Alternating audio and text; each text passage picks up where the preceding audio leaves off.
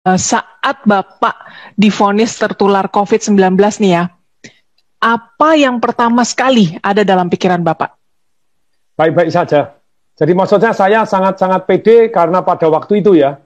Jadi ini perhatikan perjalanan kepedean saya gitu. Nah ada pede, nanti tidak pede, nanti pede lagi. Nah itu tidak percaya diri. Nah itu kenapa pede? Karena based on statistik. Jadi sebelum terjadi kena itu saya mempelajari statistik. Oh, kalau below 50 terus kemudian itu 99, sekian persen sehat. Apalagi kalau istilahnya tidak ada penyakit bawaan begitu ya. Saya kan tidak ada penyakit bawaan. Begitu kurang minum, saya mulai begitu saya menggigil saya ngebel lagi. Harus air hangat. Nah ini. Jadi kalau saya ditanya, pertanyaan saya begini. Ini ilmiah. Tabayun boleh buka ayo data ilmiah. Kalau obat belum tentu, masih di dalam riset. PCO masih belum tentu. Minyak kayu putih katanya masih belum tentu semuanya. Tapi pertanyaan saya, obat ada efek negatifnya? Ada macam-macam. Ada. Tapi kalau air putih ada efek negatifnya? Ada kalau terlalu banyak. Terlalu banyak. Nah sekarang gini, berapa saya tanya sama teman-teman, berapa ukuran air putih?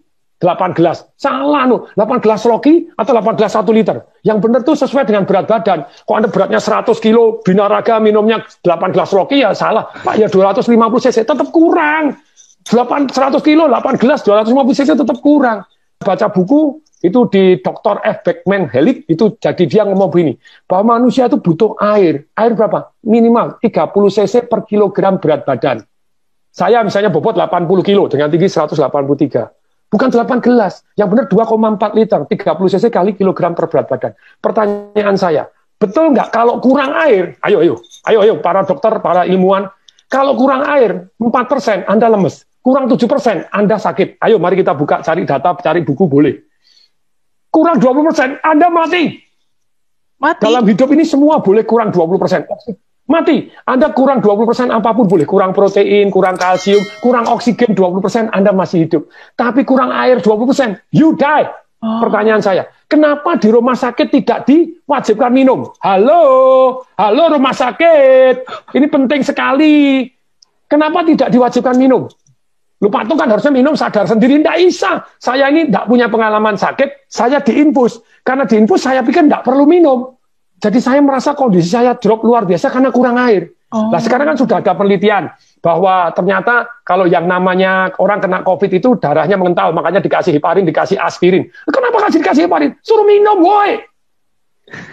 Wajibkan minum, diukurin, air hangat.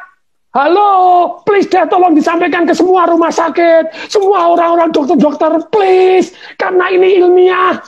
Anda bilang kalau PCO belum terbukti obat-obat, Actemra apakah pasti saya dikasih Actemra, satu suntian 12,9 juta. Ternyata saya baca, betul itu menurunkan inflamasi.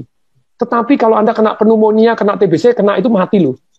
Banyak yang itu ada penelitian tuh, dikasih 5, ada yang ini mati loh, ada yang bahaya. Makanya saya suruh tanda tangan tuh, if something happen. Nah kalau itu belum terbukti menyehatkan, kalau air terbukti kalau kurang mematikan, kenapa tidak diwajibkan minum? Hoi. Sorry, saya sangat-sangat emosional karena saya ngerasain tidak bisa bernapas seperti apa. Mestinya kan air toh, supaya airnya, aduh nih, jadi diwajibkan minum. Jadi wajib, diukurin, wajib minum, ayo minum sedikit, 100 cc air hangat, 100 cc air hangat. Kalau Anda tidak percaya, perhatikan, kalau Anda lagi demam panas, Anda minum air hangat langsung, Anda beres keringetan, diukur, langsung suhunya turun kok. Iya. Coba, kalau ini sudah terbukti menyembuhkan, kenapa kok tidak diwajibkan? Wajibkan, boy. Saya sangat-sangat gemes ini. Semoga ini jadi viral, tidak apa-apa. Jadi amin. Diwajibkan. Jadi jangan obat doang, jangan infus doang. Kalau memang kurang, harus wajib dijamin. Sekian minum sudah belum, diukurin, diiniin, kasih air hangat. Nah kan tubuhnya jadi darahnya jadi mengalir lebih lancar, terbukti. Kemudian kan dong, minum.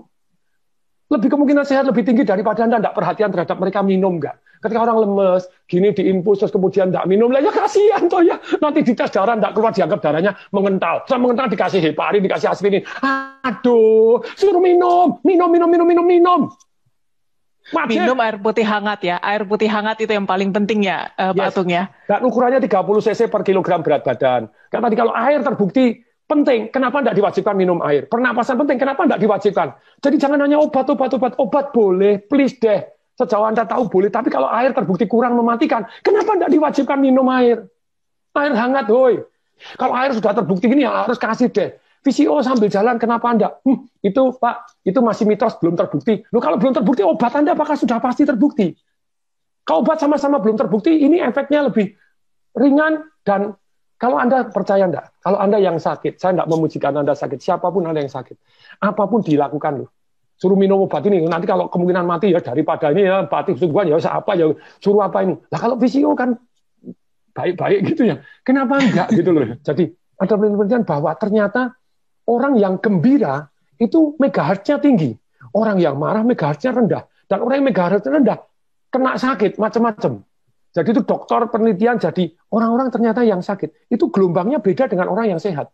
Nah kalau orangnya supaya gelombangnya naik, nah itu ada perasaan bersyukur, penuh harapan, terus kemudian juga nyanyi-nyanyi, itu nyanyinya tentu saja nyanyi yang gembira, nyanyi yang sedih-sedih gitu. Terus kemudian ketawa tanpa sebab. Sekarang hati yang gembira, boleh kok, ayo tabayun kepada saya buka-bukaan zata gitu ya. Kenapa nggak diwajibkan? Yo, kenapa nggak diwajibkan kalau ternyata secara ilmiah terbukti bahwa menaikkan imun sistem dan megahertznya tinggi, energinya tinggi. Kenapa diwajibkan? Nyanyi bareng, ayo nyanyi walaupun pakai masker ini, nyanyi nonton video lawak, itu diwajibkan. Kan itu cost nothing. Kalau diperkenankan Tuhannya. Misalnya saya diperkenankan kasih saya panjang umur dan sembuh dari penyakit ini. Tapi kalau saya harus diambil, izinkan ya, diambil dengan gembira. Harus protokol kesehatan. Ya, iya. Itu dari saya. Iya.